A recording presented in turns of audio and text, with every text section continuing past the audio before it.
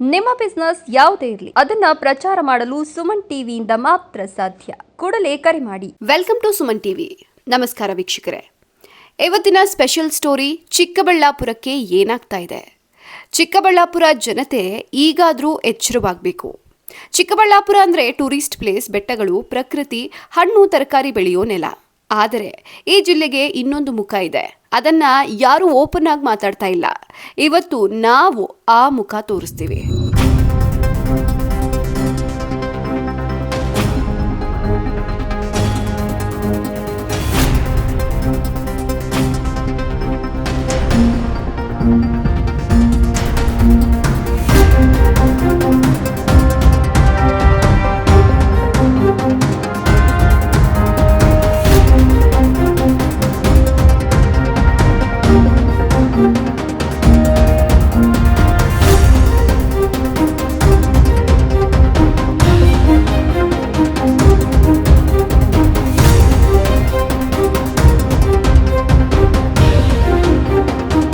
ವರ್ಷಗಳಿಂದ ಏನು ಹೇಳ್ತಾ ಬಂದಿದ್ದಾರೆ, ನೀರು ತರ್ತೀವಿ, ಯತನವಲ್ಲಿನಿಂದ ತರ್ತೀವಿ, ಕೃಷ್ಣಾ ನದಿ ನೀರು ತರ್ತೀವಿ.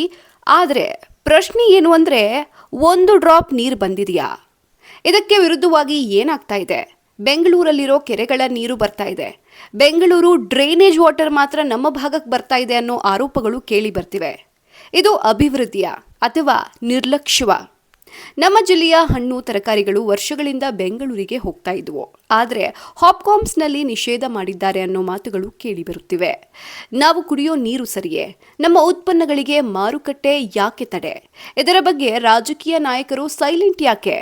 ಯಾಕಂದ್ರೆ ನಾಯಕರೇ ಎಲ್ಲರೂ ಬೆಂಗಳೂರಿನಲ್ಲಿ ವಾಸ ಮಾಡ್ತಾವ್ರಲ್ಲ, ಸೊ ಗೊತ್ತಾಗ್ತಾ ಇಲ್ಲ ಅನ್ಸತ್ತೆ.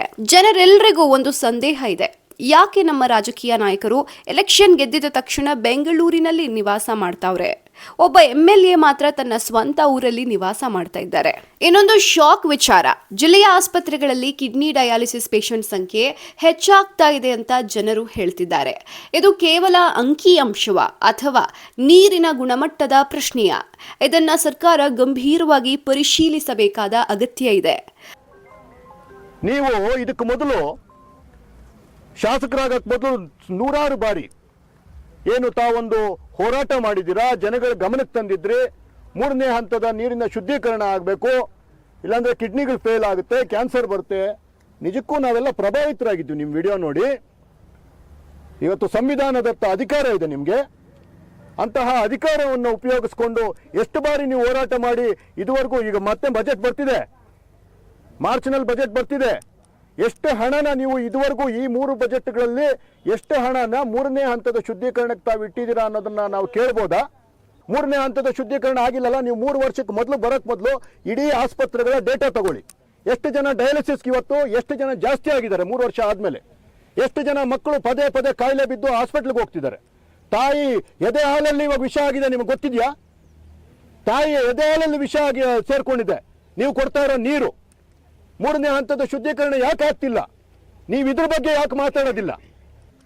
ನಾವು ಇವತ್ತು ಹೇಳ್ತಾ ಇದ್ದೀವಿ, ನೀವು ಇಷ್ಟು ದಿವಸ ಏನು ಇದಕ್ಕೆ ಮೊದಲೆಲ್ಲ ದೊಡ್ಡ ದೊಡ್ಡ ಮಾತು ಹೇಳ್ತಾ ಇದ್ರಿ, 3ನೇ ಹಂತದ ಶುದ್ಧೀಕರಣ ಆಗಬೇಕಾಗಿತ್ತು ಅಂತ. ಹಾಗಿಲ್ಲ ಅಂತಂದ್ರೆ, ಈ ಬಾರಿ ಬಜೆಟ್ನಲ್ಲಿ ಹಣ ಇಟ್ಟಿಲ್ಲ ಅಂತಂದ್ರೆ ನಾವು ನಿಮ್ಮನ್ನ ಗೆರವು ಮಾಡ್ತೀವಿ. ಇಡೀ ಚಿಕ್ಕಬಳ್ಳಾಪುರದ ಜನತೆ ನಿಮ್ಮ ಮನೆ ಮುಂದೆ ಬಂದು ಕೂತ್ಕೊಂಡು ಧರಣಿ ಮಾಡ್ತೀವಿ, ಅಹೋರಾತ್ರಿ ಧರಣಿ ಮಾಡ್ತೀವಿ, ಉಪವಾಸ ಸತ್ಯಾಗ್ರಹ ಮಾಡ್ತೀವಿ. ಸತ್ತೋಗ್ತಾ ಇದಾರ್ರಿ ಜನಗಳು. ಕಂದವಾರದ ಹತ್ರ ಹೋಗಿ ನಿಂತ್ಕೊಳ್ಳಿ. ಯಾವತ್ತಾದ್ರೂ ಇದ್ರೆ ಅಲ್ಲಿ ಹೋಗಿ 1-2 ದಿವಸ ಯಾರ್ದಾದ್ರೂ ಮನೆಯಲ್ಲಿ ಒಂದು ವಾಸ್ತವ್ಯ ಮಾಡಿ. ಸೊಳ್ಳೆಗಳು ಎಷ್ಟೆಷ್ಟು ದೊಡ್ಡದಿದೆ ಗೊತ್ತಾ? ಒಂದು ಜಿರಳೆ ಗಾತ್ರವಾಗಿದೆ ಸೊಳ್ಳೆ. ಆ ರೀತಿಯ ಪರಿಸ್ಥಿತಿ ತಂದಿಟ್ಟಿದ್ದೀರಿ. ಇವತ್ತು 3ನೇ ಹಂತದ ಶುದ್ಧೀಕರಣ ಮಾಡಬೇಕು ಅನ್ನೋ ಒಂದು ಸಣ್ಣ ಬದ್ಧತೆ ಇಲ್ಲ. ಮತ್ತೊಂದು ದೊಡ್ಡ ಸಮಸ್ಯೆ, ಚಿಕ್ಕಬಳ್ಳಾಪುರ ಜಿಲ್ಲೆಯಲ್ಲಿ ಗಾಂಜಾ ಬಳಕೆ ಮತ್ತು ಮಾರಾಟ ಹೆಚ್ಚಾಗ್ತಾ ಇದೆ ಅನ್ನೋ ಆರೋಪಗಳು. ಇದನ್ನ ಈಗಲೇ ಕಂಟ್ರೋಲ್ ಮಾಡಿಲ್ಲ ಅಂದ್ರೆ ಮುಂದಿನ ಪೀಳಿಗೆ ಕೈ ತಪ್ಪೋ ಅಪಾಯ ಇದೆ. ಪ್ರಶ್ನೆ ಸರಳ, ಎಷ್ಟು ದಿನ ವೋಟ್ ಬ್ಯಾಂಕ್ ರಾಜಕೀಯ? ಎಷ್ಟು ದಿನ ಭರವಸೆ ಮಾತುಗಳು? ಜನರಿಗೆ ಬೇಕು ಭರವಸೆಯಲ್ಲ, ಫಲಿತಾಂಶ. ಇನ್ನೊಂದು 20 ವರ್ಷ ಹೀಗೆ ಹೋದ್ರೆ ನಾವಿರ್ತೀವೋ ಇಲ್ವೋ ಗೊತ್ತಿಲ್ಲ, ಆದ್ರೆ ನಮ್ಮ ಮಕ್ಕಳ ಭವಿಷ್ಯ ಏನು? ಚಿಕ್ಕಬಳ್ಳಾಪುರ ಜನತೆ ಈಗಾದ್ರೂ ಜಾಗೃತರಾಗಿರಿ. ನಿಮ್ಮ ನೀರು, ನಿಮ್ಮ ಆರೋಗ್ಯ, ನಿಮ್ಮ ಭವಿಷ್ಯ ನಿಮ್ಮ ಕೈಯಲ್ಲಿದೆ. ಇದು ಸುಮನ್ ಟಿವಿ, ಸತ್ಯದ ಪರ ಧ್ವನಿ.